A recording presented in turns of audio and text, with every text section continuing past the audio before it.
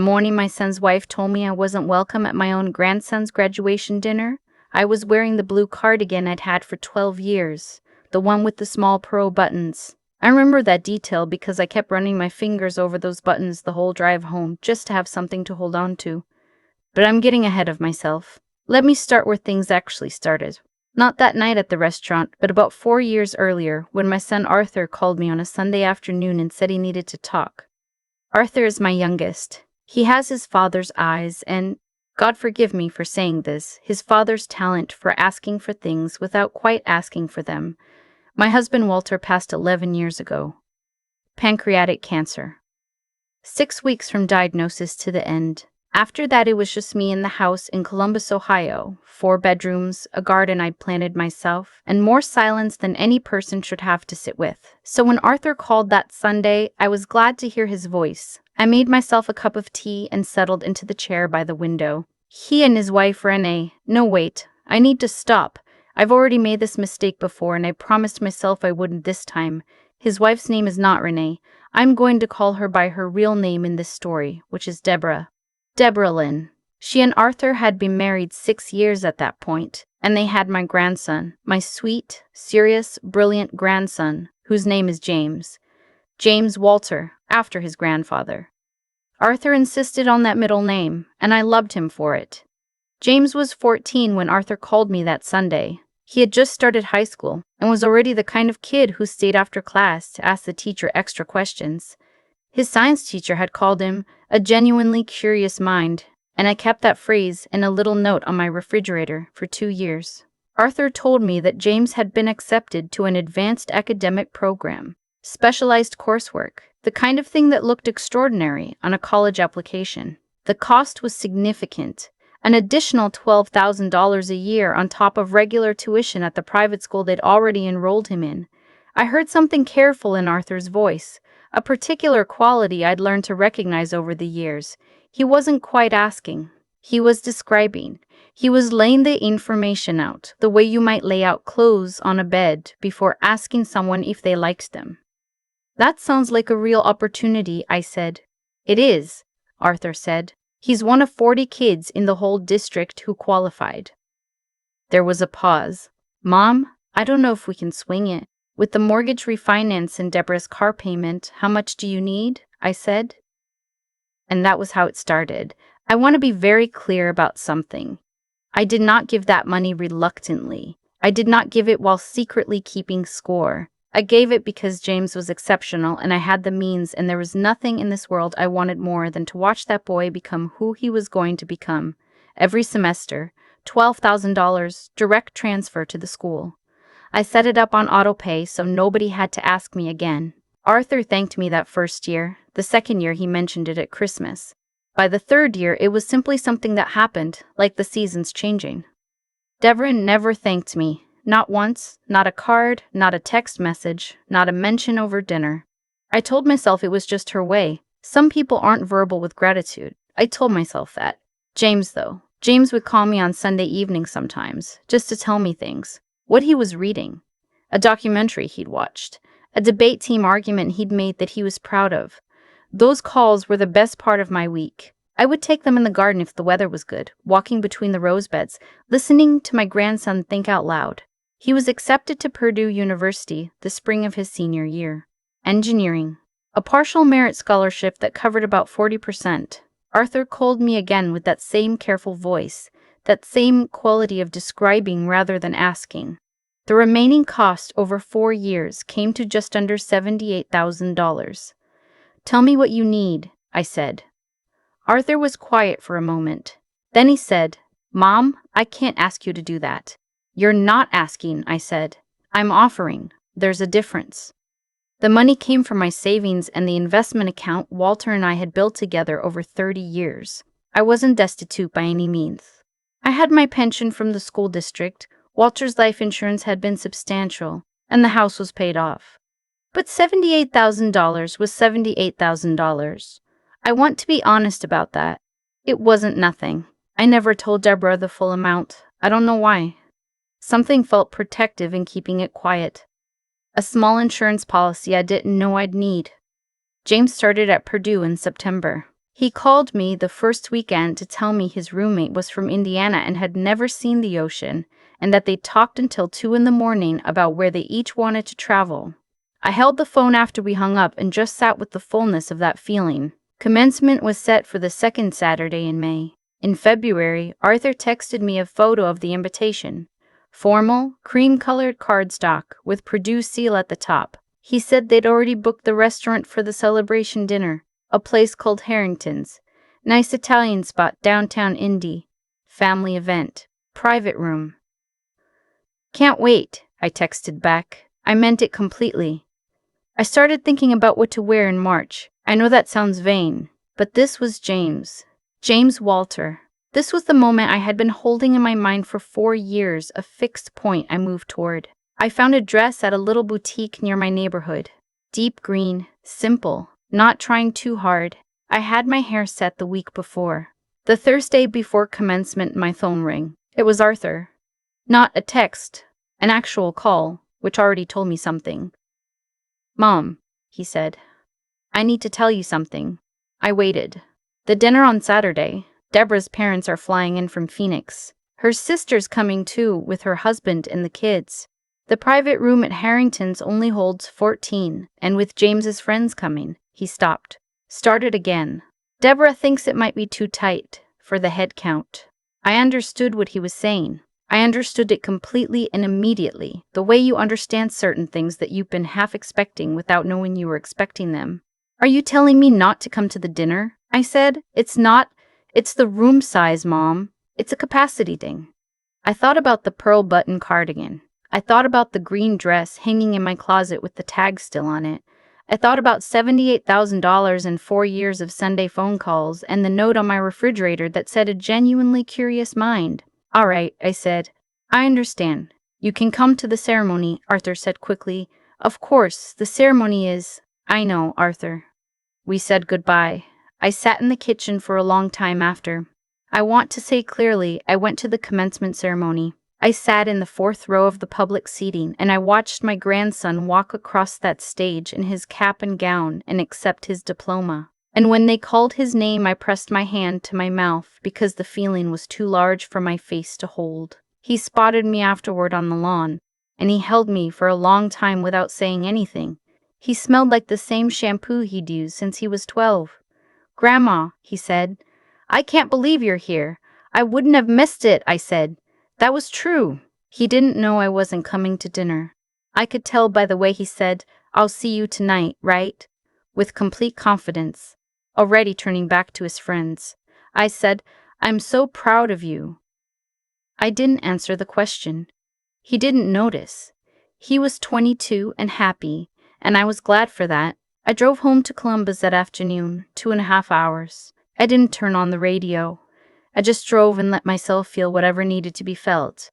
I wasn't going to pretend I wasn't hurt, but I was also deciding, somewhere on that highway, what I was going to do about it. Here's what I want to tell you about being 67 years old. You stop having the patience for the long, slow burn.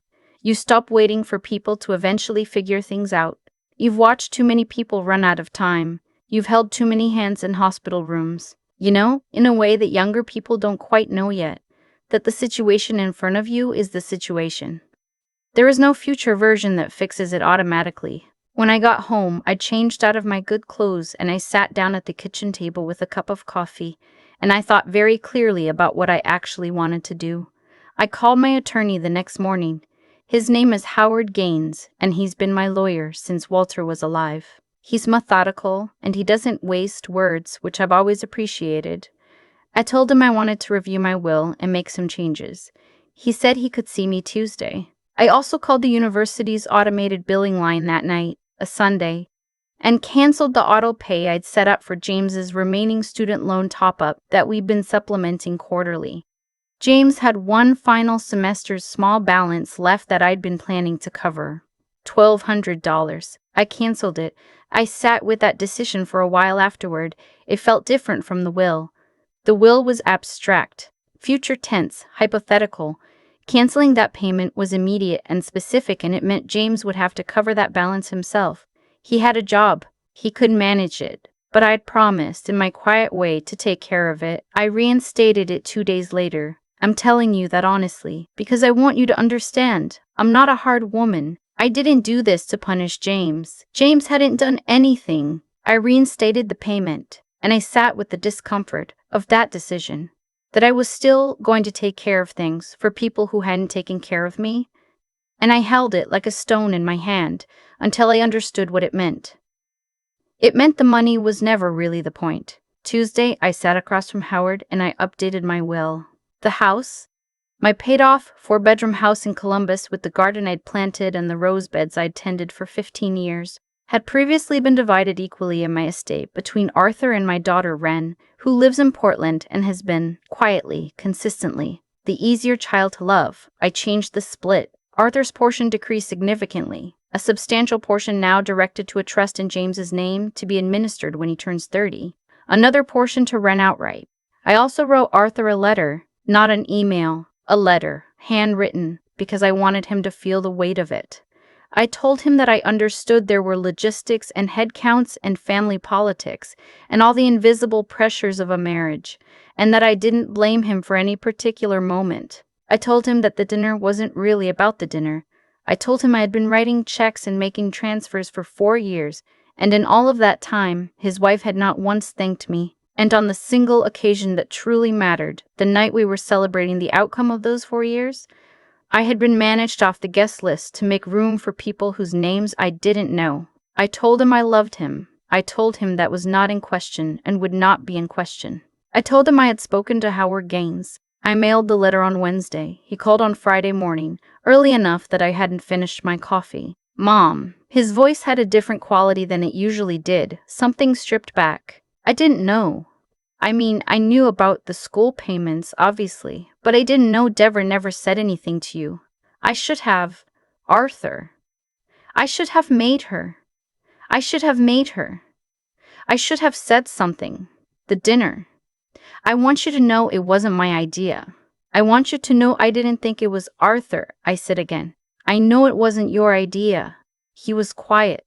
That's actually part of what I need you to think about, I said gently. When something is that wrong, and you know it's that wrong, the answer can't be that it wasn't your idea. You're still my son? You still had a phone.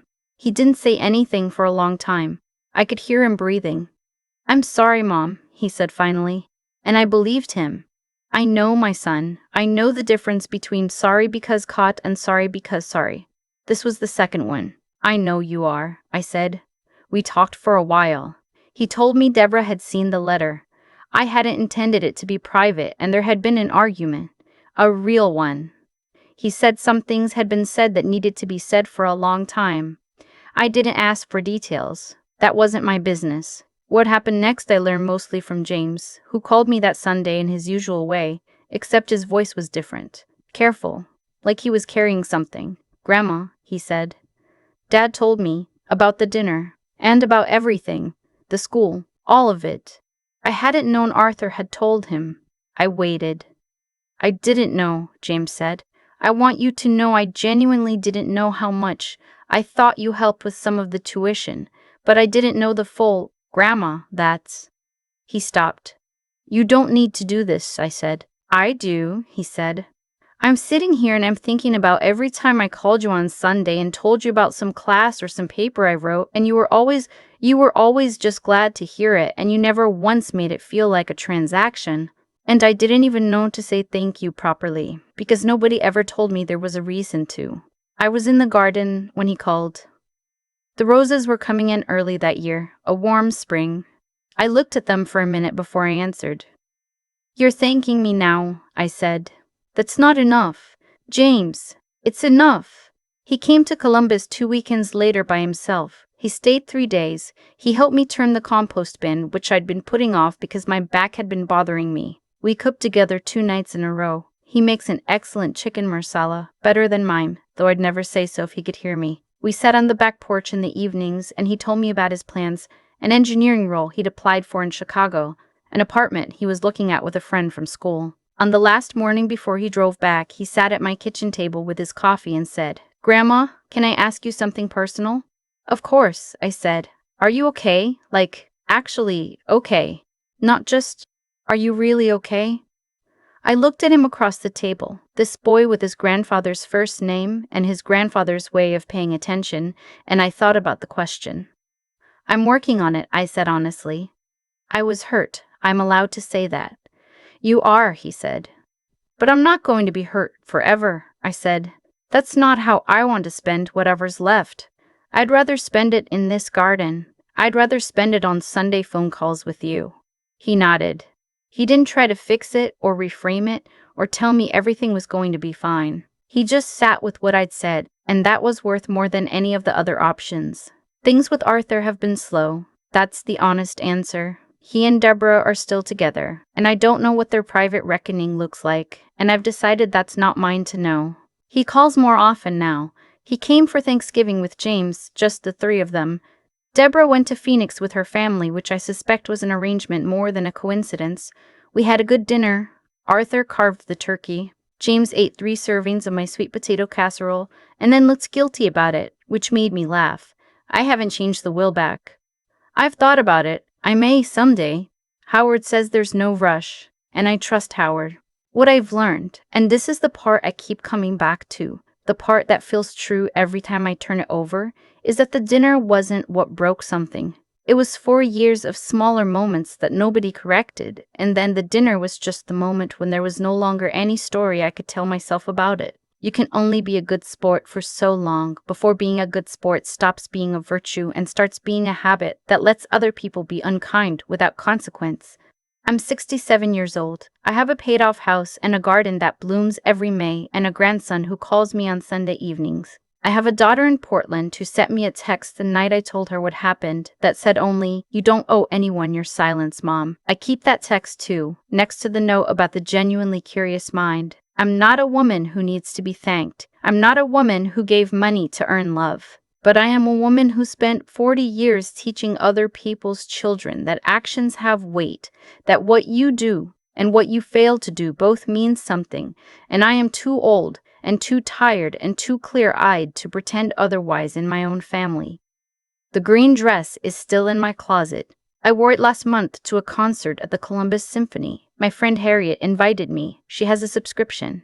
And I sat in the 3rd row and listened to Brahms and felt, for the first time in a while, like myself. Exactly like myself. That's the ending I have for you. Not a dramatic one. Not a perfect one. Just a woman in a green dress, listening to music she loves in a city she knows with her garden waiting at home. It's enough. I've thought a lot about what actually happened in the story. Not the dinner. Not the letter from Howard, or the will, or any of the concrete things that people might remember if they heard it summarized. What I keep coming back to is something quieter than all of that. For 4 years, I made it easy for people not to think about what they were receiving. The auto-pay, the no-fuss transfers, the way I never brought it up over holiday dinners or asked to be acknowledged. I told myself that was grace, that giving without expectation was the highest form of love. And I still believe that, mostly. But I also think I confused grace with invisibility, and those are not the same thing. When Deborah said, "family only," at that restaurant door, she wasn't making a one-time mistake. She was saying out loud what had been quietly true for years, that I had been assigned a role in that family that was transactional rather than relational. Provider, not person. The money flowed one direction. The gratitude never flowed back. And because I never named it, because I absorbed each small slight and kept writing checks anyway, I taught everyone involved that this arrangement was acceptable. That's the part that I've had to sit with, honestly, not their behavior. Mine. There's a kind of intelligence that has nothing to do with grades or degrees. James has it. That instinct to look at a situation and ask the real question, not the convenient one. When he drove to Columbus and sat at my kitchen table and asked, "Are you actually okay?" he was practicing something that took me 67 years to understand properly, that the truth of a relationship lives in what you're willing to see clearly, not in what you're willing to overlook for the sake of peace. What I did after that Thursday phone call wasn't revenge. I want to be precise about that. Revenge is about making someone hurt. What I did was about making the invisible visible. The will change said, "What you do has weight." The letter to Arthur said, "Silence is not the same as acceptance. Those are just facts. They were always facts. I finally stopped arranging things so nobody had to look at them. And here's what I believe, after all of it, not because someone told me to believe it, but because I've watched it play out in my own life and in the lives of people I've loved. The consequences we avoid in the short term almost always find us in a longer, harder form later. Arthur spent years not correcting small things, and it cost him a real reckoning with his own mother and, I suspect, with himself. Deborah spent years not offering simple gratitude, and it cost her significantly more than a thank you note ever would have. James, who did nothing wrong, had to absorb the fallout of other people's choices, which is its own kind of education, if he's wise enough to learn from it rather than just survive it. I think he is. I think that's the part that makes the ending bearable. I'm not a perfect woman. I made my own errors in this story, staying quiet too long, mistaking endurance for virtue. But I know who I am. I know what I value. And I know that at 67, with the garden in full bloom and a grandson who calls on Sunday evenings, I have exactly enough left to spend it only on things that are real.